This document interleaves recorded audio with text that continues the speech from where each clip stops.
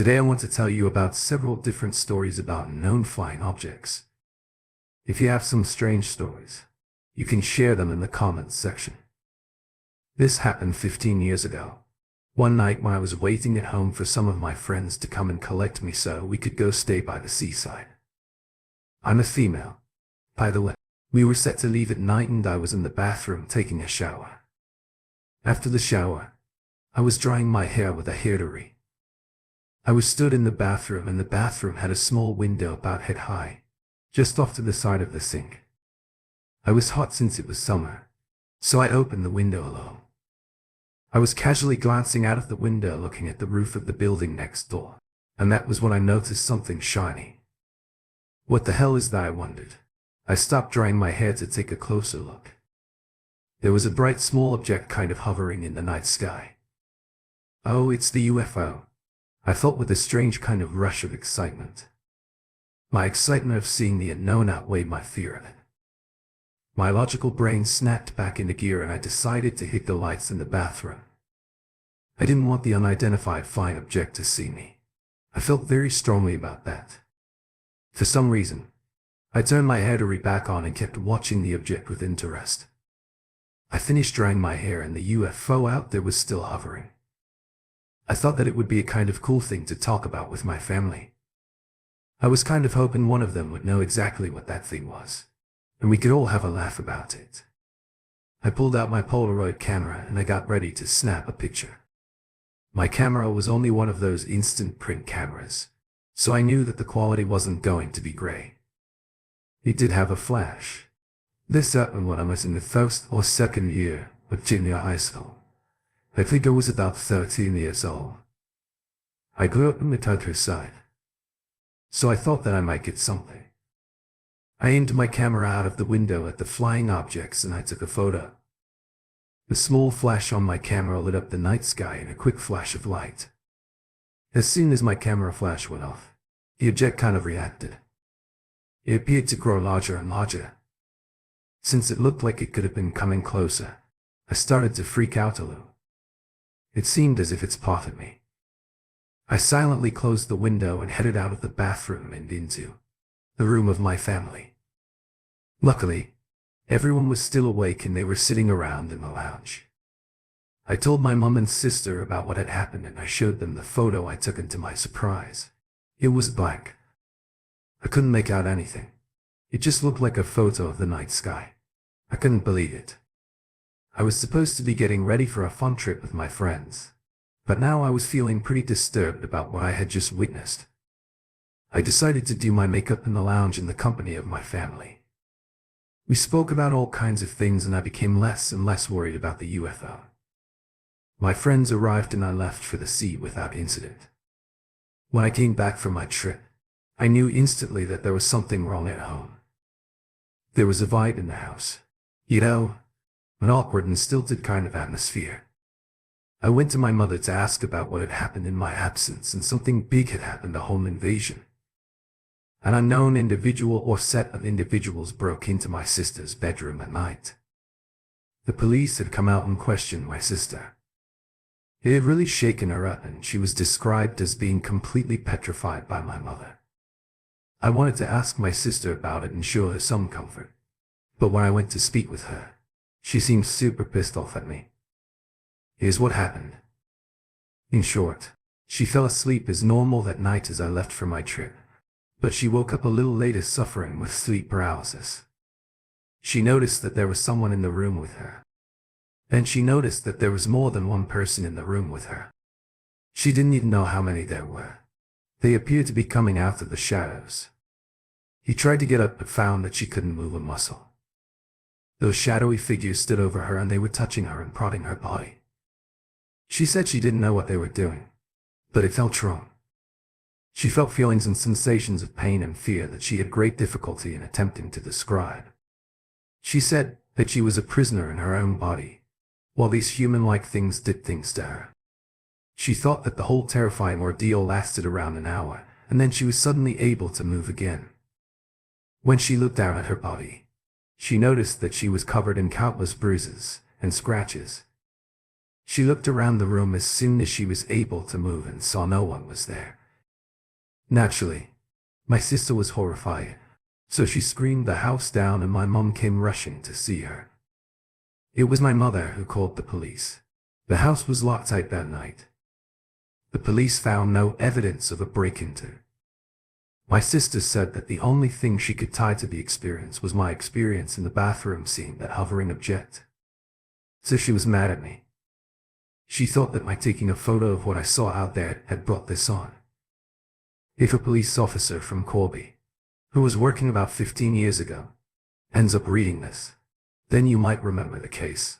But I think the chances of that happening are pretty slim. If I hadn't gone on that trip, maybe it would have been me who had the visit. If I hadn't taken that photo, nothing might have happened to you. I feel really sorry and bad about what happened to my sister. It didn't end there. This happened when I was in the first or second year of junior high school. I think I was about 13 years old. I grew up in the countryside. Unfortunately, well, don't get me wrong, my sister is alive, and very well. However, in my case, I felt as if I had been followed by something for about 2 years. About 2 months after the incident, I was riding my bike around the city and I noticed one evening that there was something hovering in the sky up ahead of me. I stopped my bike and I instantly thought, oh God, it's that UFO thing. I was honestly terrified. I instantly thought of what my poor sister had to go through. But this time the flying object looked as if it was black and not shining. It looked a similar shape, but it was matte, black in color. I was on a kind of hill and I could see it quite clearly, judging by some of the buildings close to it. I assumed it was about 1 kilometer away. It's really hard to explain these things in words. It was 100 really there, but it looked like it could have been CGI or still from a film. It was like it was too much for the naked eye to comprehend, like watching a film in 3D without the glasses. I ran into a nearby fast food restaurant. I wanted to be around people.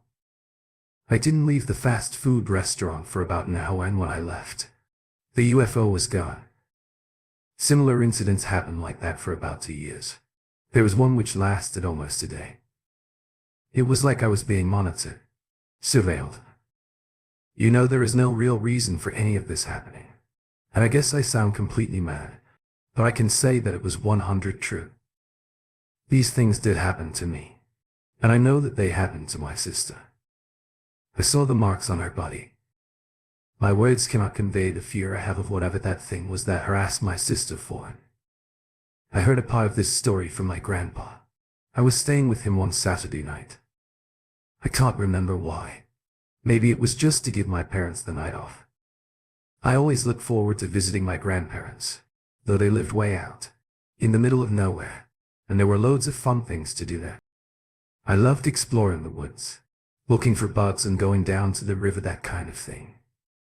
But the place I loved the most at my grandparents' was this little log cabin he had built on the mountainside of his property. I was in 4th grade at the time, and when I was that age the cabin felt as if it was my own secret little base. I was so excited to go there. I loved sleeping out in the cabin. It wasn't far from the main house, but far enough to make it feel as if you were sleeping out in the woods alone, especially at that age. I loved waking up early when the sunlight shone through the windows of the lodge and then going bug hunting. I loved collecting beetles. I always released them there. My grandfather was a keen fisherman, and he would often head out deep into the mountains to do some stream fishing, or he would head down to the shoreline. He lived close to the sea. So when I woke up that morning, I knew I had to run up the place to myself. I left to hunt bugs in the woods. Things went pretty much downhill. As soon as I headed into those woods, I mean literally they were on the mountainside, like I said, and I slipped and injured my leg really badly. I was crying and trying to limp back towards the general direction of the cabin. The pain was getting worse with each step. I didn't really want to look down at the wound. I knew it was bleeding badly as I could feel the wetness. It was midsummer.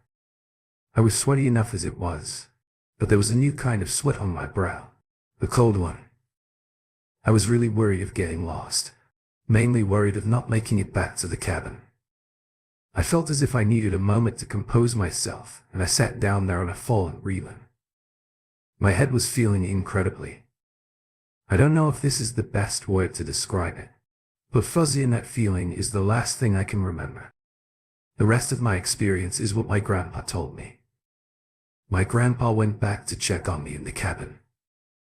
When he came back from fishing and found that I wasn't there, he panicked and went out to search for me.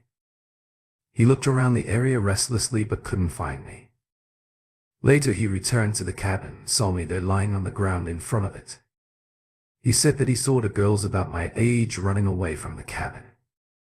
As he returned, he believed that those two girls brought me back. He tried to catch up to them, but he couldn't. The sun had begun to set at that point and they were much too quick for my tired old grandpa. They disappeared into the woods. He shouted out to them, but they didn't respond. It didn't look to him as if I had been placed on the ground by the cabin. It looked like I had been dropped or thrown. It seemed really strange to him. My legs were badly swollen. Grandpa scooped me up into his arms and rushed me to a hospital. It was there that it was discovered that I had broken my leg. The doctor described the break as one common with a fall from height. It gets weirder and weirder before dawn. That morning, Grandpa said that he experienced something strange when he was fishing. He said that there was a huge glowing object out over the sea. He said that it was speeding above the water and he couldn't catch a single fish. That morning he thought that he had seen a UFO. I've had years to think about the experiences. Sometimes I wonder if the girls he saw running away from my unconscious body were perhaps something not this earth. My grandpa is adamant that those girls are aliens. He's a bit of a wild theorist. This happened when I was in the first or second year of junior high school. I think I was about 13 years old. I grew up in the countryside. He says that there is a buried city under the two Torreson dunes. He often says outrageous things like that. I didn't have much faith to begin with, but I had met extraterrestrials. But I cannot say something very strange and disturbing didn't happen because it did. I sat down. My head was a blur. I woke up in hospital with a broken leg 8 hours later. That's the facts. I know that is true, but what happened in those 8 hours will forever likely remain a mystery for me. I live outside the city. I love the quiet of the countryside. My workplace is alongside the highway and I'm a practicing orthopedic surgeon. I should say that I was a surgeon. I haven't long since retired.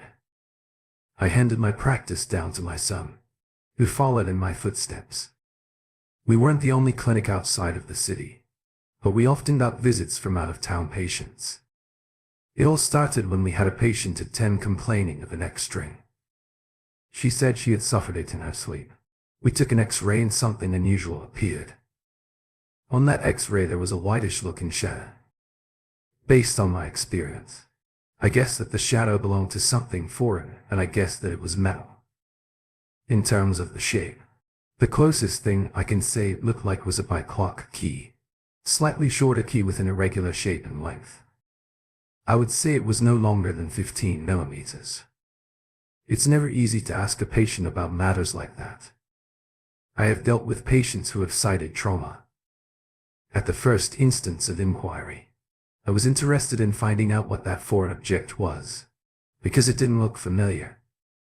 So rather than ask, I thought I would incorporate it into my explanation of the X-ray. I could then ask questions. You see, I asked the patient a few questions and finally asked if she had any history of surgery. She said that she couldn't remember any incidences where this foreign object inside her body could be explained. I vehemently recommended she get it looked at in a hospital and, if not a specialized doctor. I'm not sure if she took my advice, though a few years later I saw her again. Well, not actually her, but I saw her in another patient, a woman of the same sort of age, height, weight and build entered my surgery and I found myself asking similar sort of questions. When I asked her about what we both saw in the X-ray, I found that the reason for the object wasn't down to previous surgery. I asked her how long that object had been in her body, and she said something along the lines of the following: "Well, I don't know if you're gonna laugh at me or not. I saw a UFO." We spoke for a while, and I ascertained that she had no memory after she saw something in the sky that she couldn't explain. It was as if her memory had been cut off, and that is in her own words. She said that she was missing time out for day and night. To me it was absurd. I thought, okay, we have a couple of similarities, but not much more. But still it lingered in the back of my mind. The two patients with the same strange objects that had mysteriously appeared in their bodies didn't have to wait long for a third to join the growing club. A third patient came in complaining of memory loss and a strain to her neck. It was only when the third patient came in did I notice a similarity I couldn't have noticed before. She and the other two were from the same town.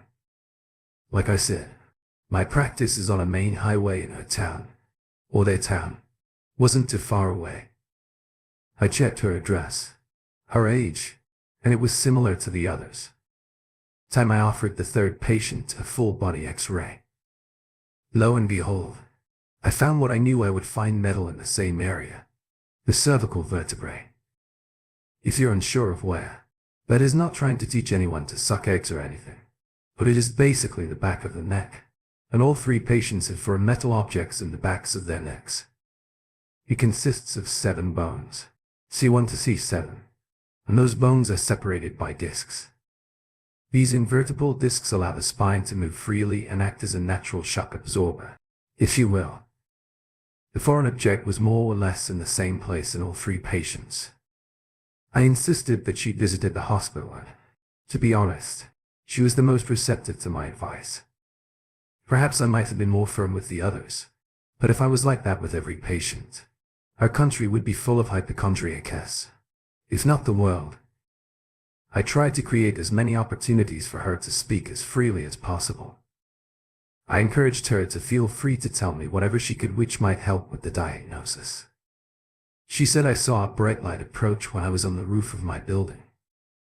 Once I tried to persuade her that she hadn't seen what she thought she had seen, but her faith in her belief and what she was claiming to see was unwavering. She rode the waves of my questioning. She told me she had her experience when she was younger. She seemed to be the one with the strongest memories out of the 3. She said that she could vividly,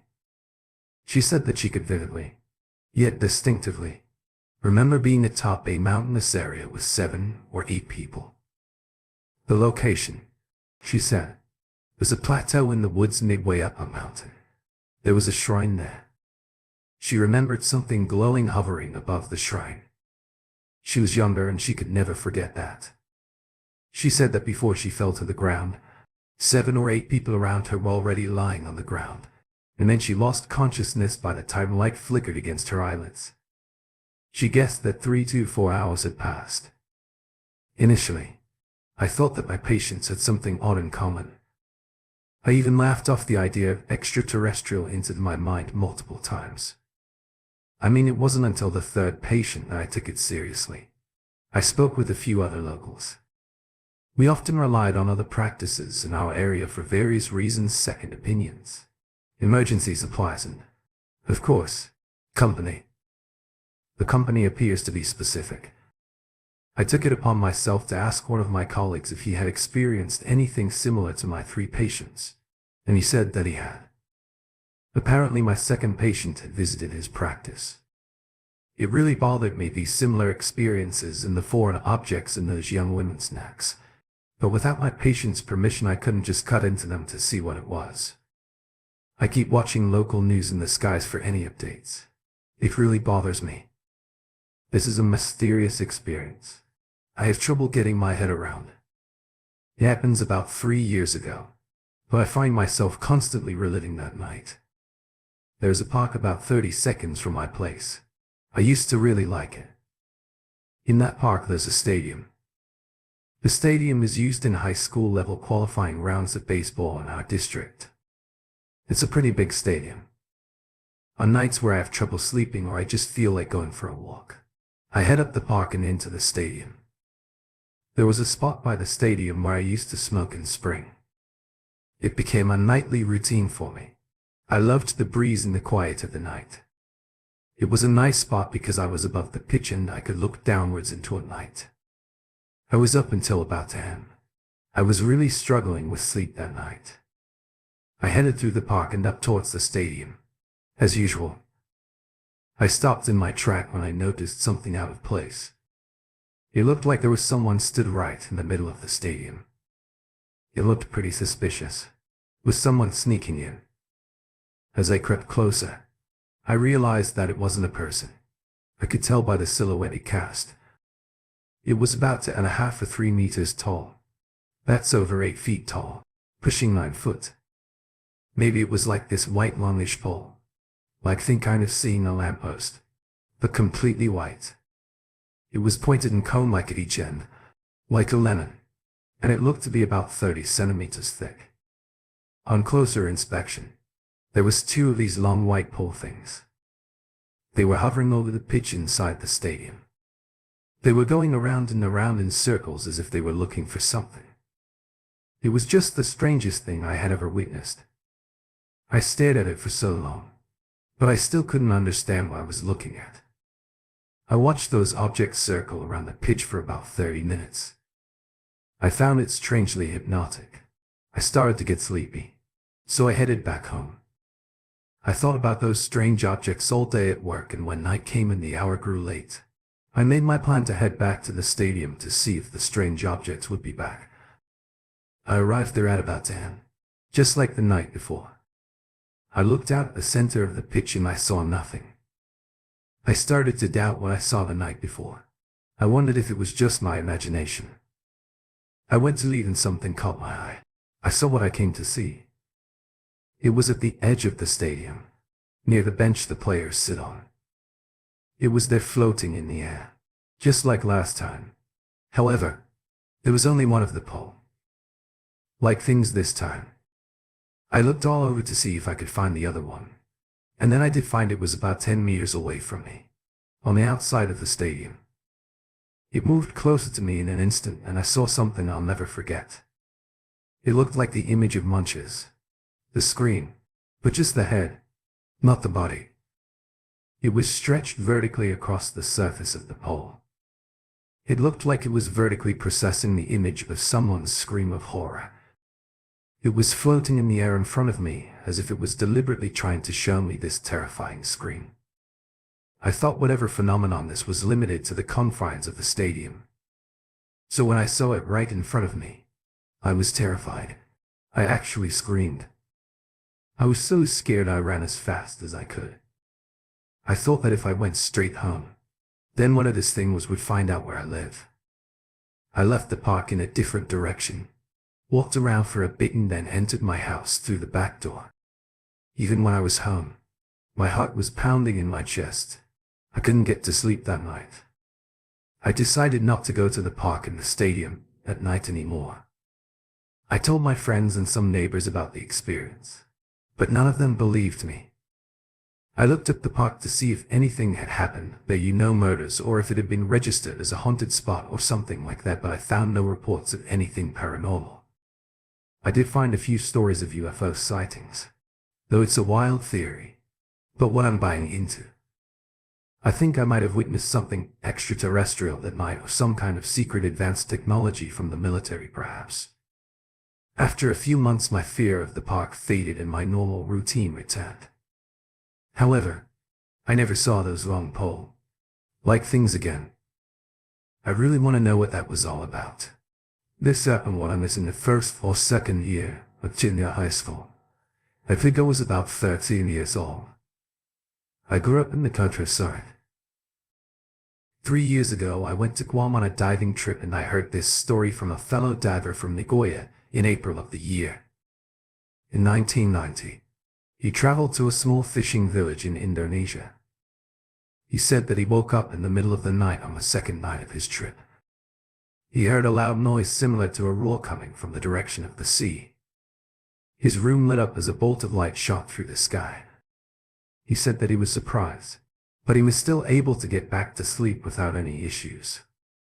He guessed that perhaps a plane had crashed, or it was a particularly loud bout of thunder and lightning. Anyways, 3 days go by and he said that he was on the beach drinking beers. He saw a little crowd of locals gathering around about 10 meters away near the shore. He decided to get up and see what the fuss was about. As he got closer, he saw that some of the men in the group were hauling in a huge net. Women and children were there and everyone had grave looks on their faces. It wasn't a trivial matter.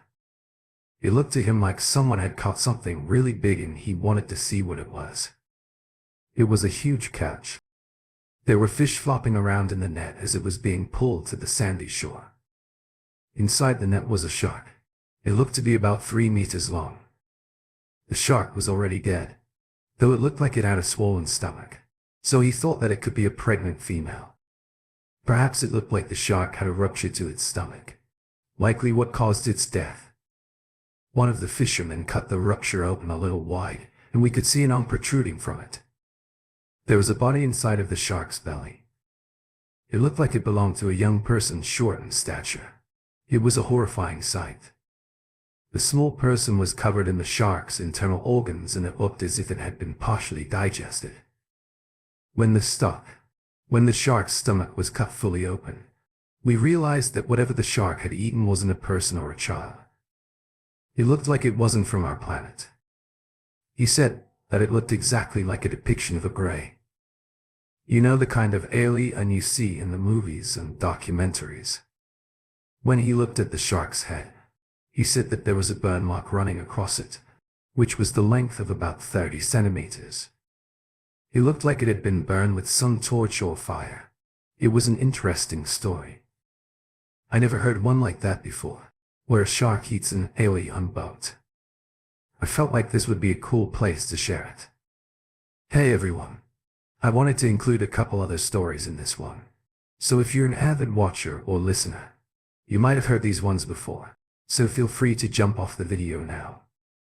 But I like these ones that felt like they were at home in this little video. Thanks. This happened about 4 years ago when I was in college.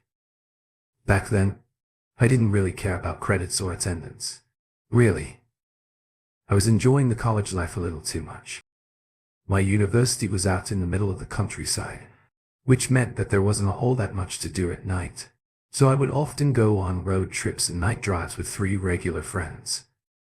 It was a warm summer night and we were being idiots, like we usually did. My friend was clinging to the roof of the car while I drove. He wanted to see how long he could hold on, for I saw Jackie Chan do it and I thought it would be really cool if we could do it. This should go without saying, but please don't try this.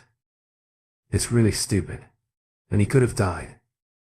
So he was on the roof and one of my friends shouted out of the window that we had hit 40 kilometers an hour, which is about 25 miles per hour. That's enough. Stop. I'm gonna fall. He said, you give up. I'll show you no mercy. I said I started to slow down a little. I wasn't a monster. I was just kidding. Stop the car. Man, I'm really gonna. Then I heard a dull thud on the road behind. I felt an instant sense of dread rise from the pits of my stomach. I called out to my friend. I didn't get a response. I looked in the rearview mirror and saw my friend was lying there in the road. I pulled over and ran over to him. Fortunately, because I had slowed down, he didn't. He didn't seem that injured. The only thing is that he broke his watch. I asked him what happened and if he lost his grip. He said that he didn't lose his grip. He was distracted by something and he just pointed towards the moon. It's just the moon, you dumbass. I said, look closer. Yeah, he said. When I looked closer, I could see something flying through the air. It was glowing purple. Was this a UFO? It was a flying object I had never seen before, so that's what it felt like. I stood there dumbstruck, staring at the purple flying object. It was really bright.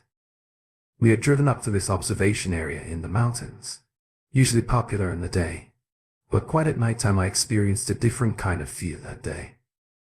Sure, I have been scared by horror films and the thought of a home invader or something, but I'd never been so deeply chilled by the presence of something so incomprehensible, so inconceivable. I think that all 4 of us were experiencing this new sense of terror. We were literally shaking that flying object. It was shimmering. It seemed to have an ability to teleport. It had now moved closer to the summits of the mountain, closer to where we were. "We have to check this out, guys," one of my friends said about that guy. He was 22, a self-proclaimed stud, despite being a virgin. How the hell did this guy become the most confident in our little friend group? All of a sudden my fear was overpowered by my curiosity. I mean, it was a once-in-a-lifetime experience. I had to go, and, through the power of convincing my other two friends, gave us the okay sign. We drove towards the shimmering object full of a mix of fear and excitement. I remember clearly that one of my friends said the light must be coming from some sort of construction lamp nearby.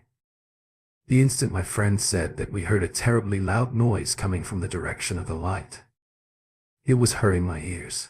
My friend asked me to pull over. He looked as if he was about to cry. Before I stopped the car, I felt like I hit something and ran it over. We were all visibly in pain, and now curiosity gave way to panic. We were sweating profusely. I could see it teeming off our brows. I had to get out and check the damage to the car. My dad made me keep a flashlight in the glove box. I still do to this day. There was no damage to the car. Off in the distance we heard that crushing sound. It sounded like the snapping of giant trees. It was monstrous. I just wanted to get in the car and get away.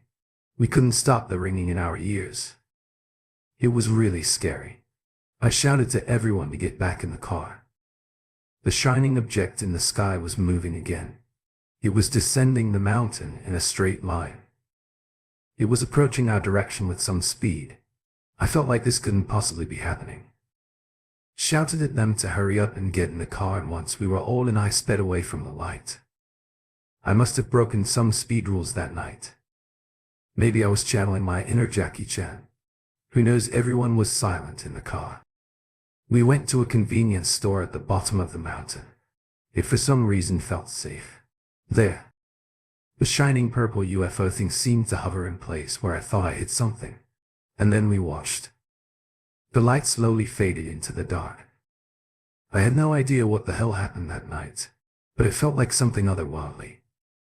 We told our friends about that night, and, unsurprisingly, no one believed us. What was that thing in the sky? I knew government-tested aircraft, a UFO. I guess we'll never know whatever it was. Only the four of us saw it.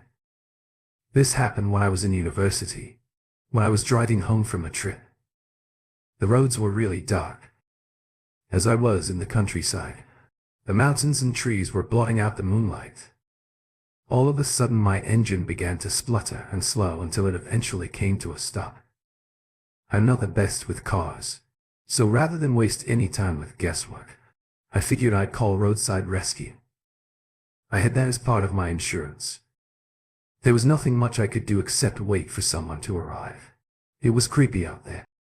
First I hummed to strange noises at night. After a little while, a bright light lit up the road, and it was aimed at my car. I thought that roadside rescue were early. I couldn't believe my luck, but when the light got closer I realized that it wasn't them. It was strange. It didn't look like the light of a normal headlights. It stopped about 50 meters in front of my car and didn't move. It was getting a bit weird now.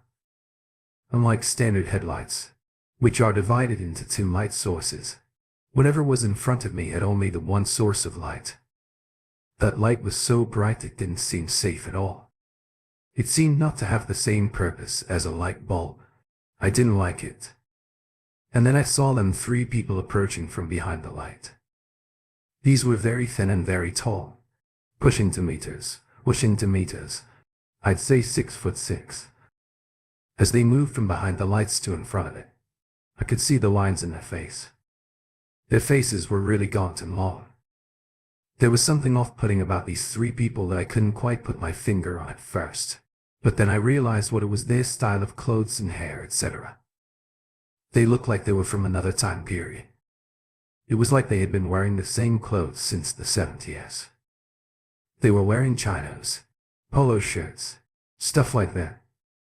They approached my car and one of them spoke to me once again. I noticed there was something slightly off-putting about these people when they spoke. They had all the wrong intonations, like he was emphasizing the wrong syllables. I'm not quite sure how to explain it, but it just wasn't right. It made listening to them difficult, yet I detected no accent to indicate that they were foreign. "Where did you come from?" he asked. I chose to remain silent before answering that I didn't want to let these strangers know about my car's engine trouble because essentially I couldn't get away from them. Trouble scared me that he knew that. I said thanks, but no thanks.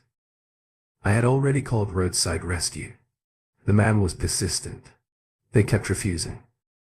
I really didn't want to speak to these guys out here in the woods alone. Then the strangest thing happened. My thoughts felt like they were changing, like I had to mentally wrestle with myself not to allow them to work on my car. It felt like my mind was being changed for me. I started to wonder if maybe they could help. Maybe it would be a good idea to unlock the door, then let them in. I got out of my car, half of my mind screaming at the other half, imploring me to get back into my car and get the doors locked again. I couldn't fight. It started following them towards the light. I was completely transfixed.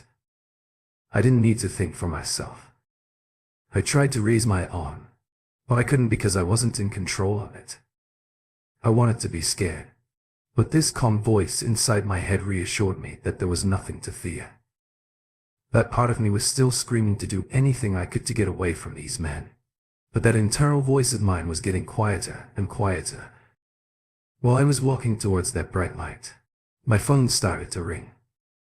It must be the roadside rescue people snapped me back to reality. I was in control again. I was able to answer the phone. I was back. I knew that phone needed to be on. Something about that call saved me. I must have explained my location about 10 different ways to the rescue people. I really wanted to be accurate. I didn't want to be out here anymore. Whilst I was on the phone, the men were trying to get me to take up their offer of help. I hate the way they towered over me in their faces. They were so pale and thin like barn owls. I refused. I had to. I ran back to my car with my phone clamped to the side of my head, and that was when they began to get angry. They were screaming and shouting by the side of my door. I began to doubt myself. Usually I would never refuse a kind favor, as I would be willing to do the same for someone in my situation. But given what just happened, I knew I couldn't trust these men. They were trying to express anger, but it was like the concept was entirely new to them. Eventually they gave up and headed back towards the beam of light. Before leaving, they did this weird thing simultaneously in front of my car. They placed an open palm on their foreheads and then slapped it. It's like as if you're doing a high five to your own head. Their fingers were long and spider. I have a clue what that gesture is supposed to mean. The light then shot backwards at tremendous speed and it was gone. Shortly after the roadside rescue team showed up, the guy went to check the engine and couldn't find a single fault with it.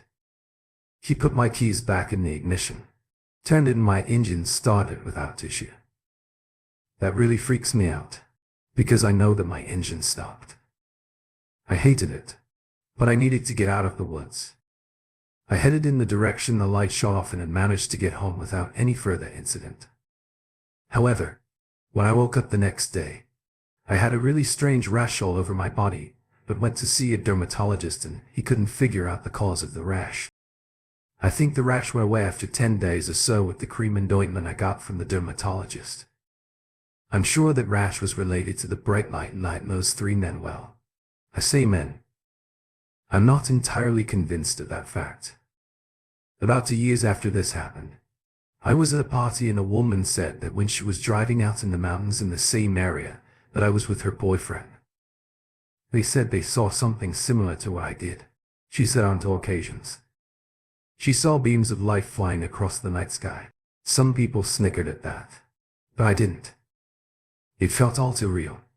Did we have some sort of encounter with a UFO? It must be really hard to believe this, but I wish I could just give you my memories in my mind for a while. Fear those 3 tall men instilled in me was otherworldly, That said, don't know why my mind changed to trusting them. Like a light switch being switched on and off, it lingers in my thoughts often. It was truly disturbing. At the end of last summer, two friends and I went camping by a local lake. We drove out to the campsite, set up our tents and had dinner. Everything was going so well. It was a fun night. We lit a fire and sat around it talking for a while. It would be a long while before we were ready to go to sleep. We spoke about the lake and how it was responsible for claiming a fair few lives each year.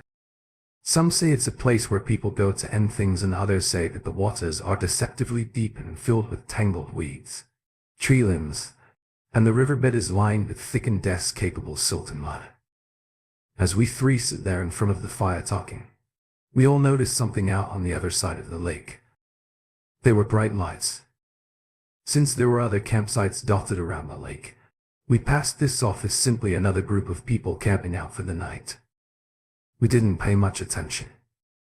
After a while, I noticed that the lights seemed to be getting bigger and brighter. We continued chatting, and then the lights caught our attention again.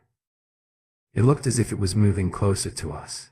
Again, it seemed to grow bigger and bigger. It was moving way too fast to be a rowing boat, and motorboats were prohibited on the lake. Before we knew it, the light had made its way to our side of the lake. The light was right in front of us, and then it was over us. It was as if we were being slowly swallowed by this bright light. In every direction I looked, I could see nothing but light. Just as soon as it came, it was gone. In total, I would say that the light was over us and around us for no more than 3 seconds tops. My friends and I were smoking around the campfire before the light approached. I remember this very clearly. I watched my friend light up as the light was moving. By the time the light was gone, my friend dropped the cigarette he had between his fingers as it had burned down to the filter and burned the insides of its index and middle fingers. A fresh cigarette shouldn't burn down to the filter in a matter of 3 seconds. Seemed like we had some missing time. We couldn't account for me, and my friends didn't even have our smokes. They were gone. This wasn't even the strange part. This happened when I was in the first or second year of junior high school. I think I was about 13 years old. I grew up in the countryside. No, the smokes were weird, but it gets weirder. My friend who got burned started screaming as he didn't know what was going on, and his screams were the first thing I could remember I heard after that light passed over us. I think that I was in some kind of trance until that moment. I looked down and I was knee-deep in the lake.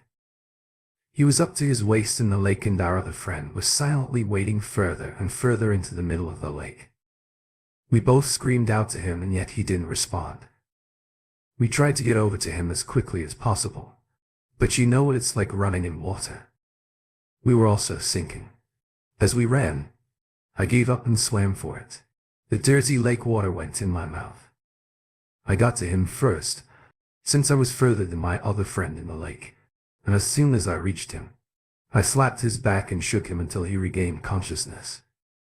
None of us knew what the hell we were doing in the lake, but I can tell you this: if my friend wasn't smoking, then things would have ended differently.